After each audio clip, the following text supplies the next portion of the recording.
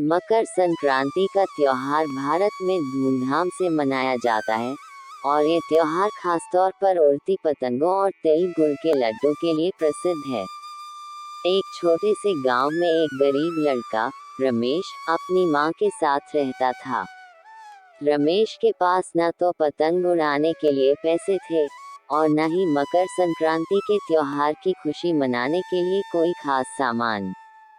फिर भी वह सच्चे दिल से इस दिन को मनाने का सपना देखता था।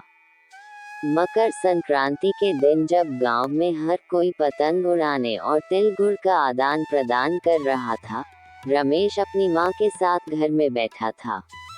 उसकी मां ने उसे देखा और कहा, तुम परेशान मत हो बेटा, खुश रहो और आशीर्वाद लो।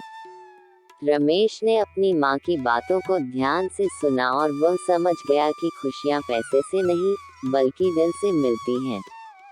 फिर उसने अपनी मां से पूछा, क्या हम भी तिल गुड़ का आदान प्रदान कर सकते हैं? उसकी मां मुस्कुराए और बोली, हमारे पास तिल और गुड़ है, लेकिन हम इसे थोड़ा अलग तरीके से बांट सकते हैं। रमेश ने तिल और गुड़ के छोटे छोटे लड्डू बनाए और गांव के गरीब बच्चों को बांटना शुरू किया। उसने एक एक करके सभी को अपनी तरफ से तिल गुड़ के लड्डू दिए और उनका चेहरा देखकर उसकी आंखों में भी खुशी की चमक आ गई। उन बच्चों को देखकर रमेश को महसूस हुआ कि उसकी असली खुशी इस बात में थी कि वह दूसरों को खुशी दे सका। इसी दौरान एक अच्छा और संपन्न व्यापारी गांव में आया। उसने रमेश को देखा और उसकी सच्ची भावना को महसूस किया।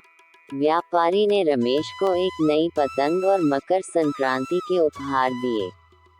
रमेश ने महसूस किया कि दुनिया में अच्छाई और दिल की सच्चाई को कभी न कभी पहचाना जाता है। इस कहानी से यह सीखने को मिलता है कि सच्ची खुशी किसी भी भौतिक चीज में नहीं होती, बल्कि यह हमारे दिल और सोच में होती है। रमेश ने मकर संक्रांति के दिन इस सीख को अपनाया और अपने आसपास के लोगों को खुशी दी, जिससे उसकी जिंदगी और भी सुंदर बन गई। इसी तरह की प्रेरणादायक कहानियों के लिए हमारे YouTube चैनल अनलिमिटेड टूल्स को सब्सक्राइब और वीडियो को लाइक शेयर करें।